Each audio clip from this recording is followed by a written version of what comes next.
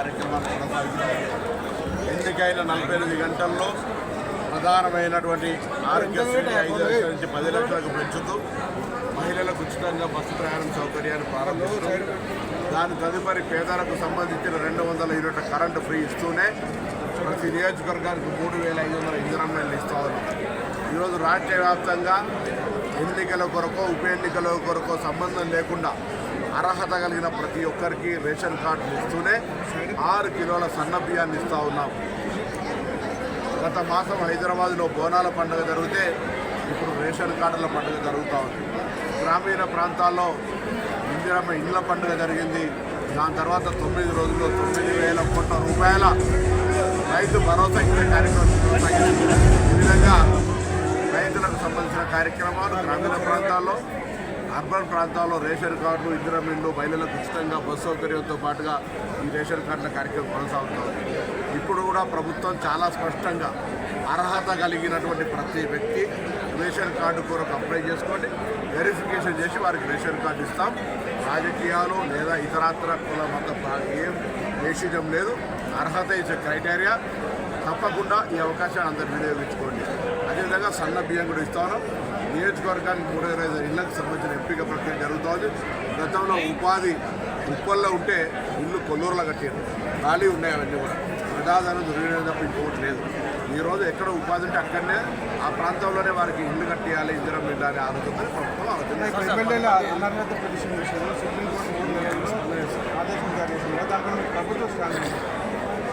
Government stand సుప్రీంకోర్టుకు వ్యతిరేకంగా ఉండదు. సుప్రీంకోర్టు తీర్పును శిరసావహిస్తా ఉన్నాం.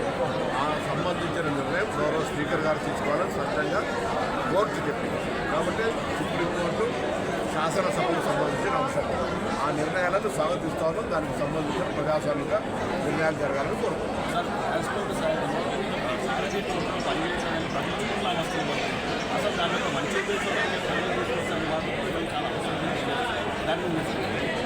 భారతీయ పనిచేస్తున్న తప్పకుండా దేశంలో 29 రాష్ట్రాలు 28 రాష్ట్రాలు సారథి వాహన పోర్టల్లో ఉన్నాయి.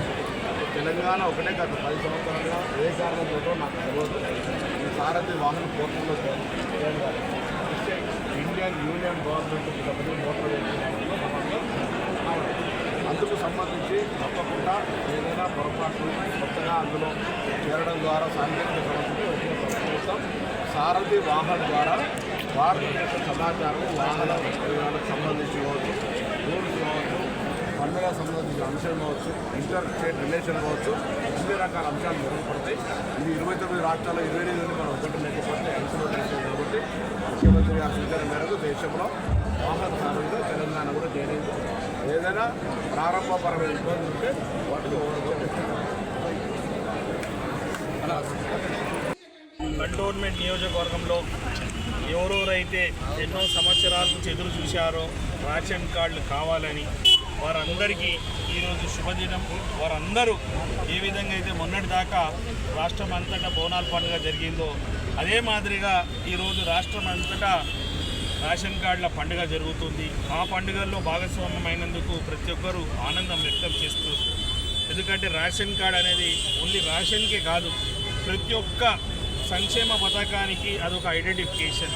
వాళ్ళు బిలో పావర్టీ లైన్కి చెందిన వాళ్ళని ఏ పథకం రావాలన్నా కళ్యాణ్ లక్ష్మి కావచ్చు, షాదీ ముబారక్ కావచ్చు, ఆరోగ్యశ్రీ పథకం కావచ్చు, గవర్నమెంట్ ఏదైతే సంక్షేమ పథకాలు అమలు చేస్తుందో ప్రతి ఒక్క సంక్షేమ పథకానికి మీకు రేషన్ కార్డు ఉందా అని అడుగుతారు.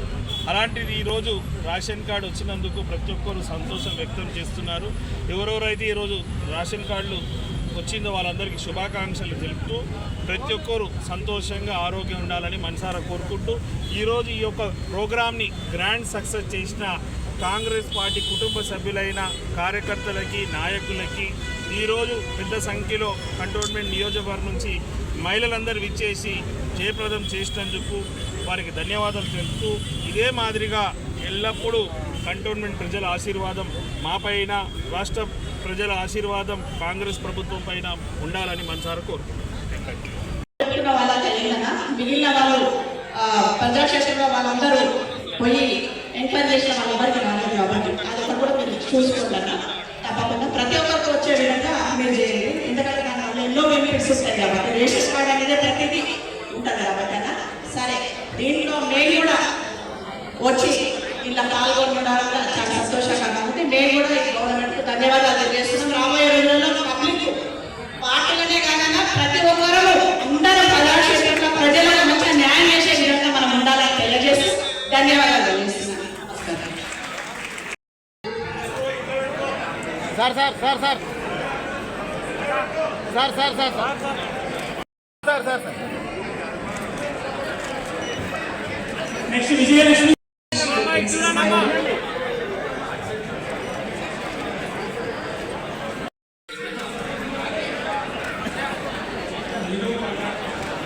శోభా గారు విజయలక్ష్మి నెక్స్ట్